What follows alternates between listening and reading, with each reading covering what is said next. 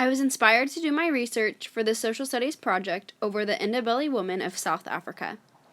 My inspiration came from Dr. Gurgle's recommendation of the text, My Painted House, My Friendly Chicken, and Me, written by Maya Angelou. Specifically, I chose to focus my research on the cultural traditions of the Ndebele women, including ceremonies, song and dance, and their beautifully painted houses. First, a little background on how the execution of the apartheid policy affected the Ndebele tribes. The term Ndebele refers to a relatively broad range of ethnic groups dispersed across Zimbabwe in the Transvaal province of South Africa. Millions of black people were forcibly being removed from their traditional communities in what the government regarded as white South Africa to resettlement camps in the independent black homeland states. This began in 1948. Much of the Ndebele tribe were being evicted from their traditional homes on white-owned farms or from black spots in white areas to make way for white communities.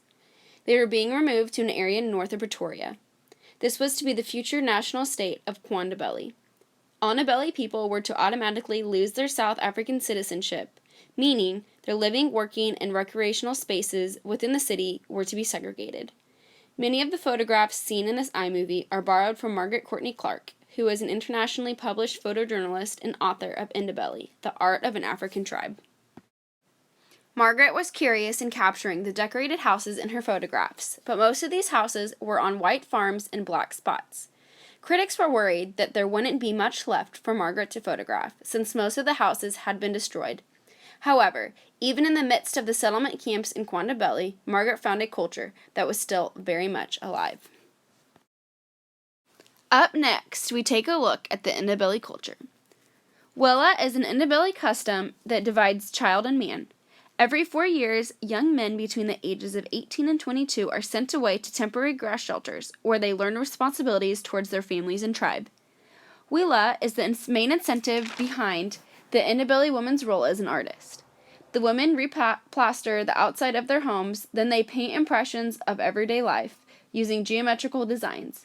Besides painting murals on the outside of their houses, women spend time attending ceremonies, preparing feasts, and adorning themselves with neck rings, beaded skirts, and decorative headbands. The murals painted onto the side of houses represent the individual woman's identity. The choice of color used and style distinguishes an individual woman from the next. Mural painting is only taught through mother-daughter tradition, where the young Ndebele girl learns about tribal obligations within the home. Specifically, when Ndebele women engage in ceremonies, they chant songs of praise. They use instruments such as seed pods or caterpillar cocoons tied to their ankles, tin whistles, animal horns, or plastic tubes. My search for traditional Ndebele chants led me to Spotify, where one can find a list of chants included in a single album. Here I play for you an example of a chant.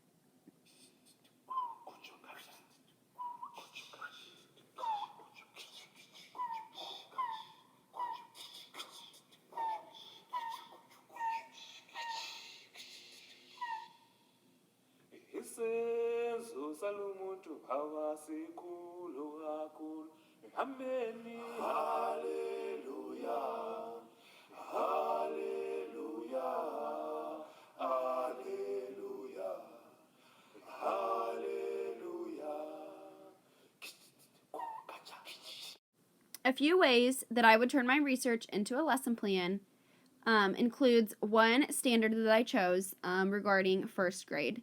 I chose a standard in the area of history, and the standard is relationships between people, place, idea, and environments are dynamic. The theme is people and roles, and the skill is compare and contrast historical events or experiences. Use illustrations and details in a text to describe its key ideas. To begin my lesson, I would first tell students that the following story that I'm going to read to them takes place in Africa, and students will learn about the Ndebele culture through the book My Painted House, My Friendly Chicken, and Me, written by Maya Angelou. Next, I would have students engage in a story bag activity, identifying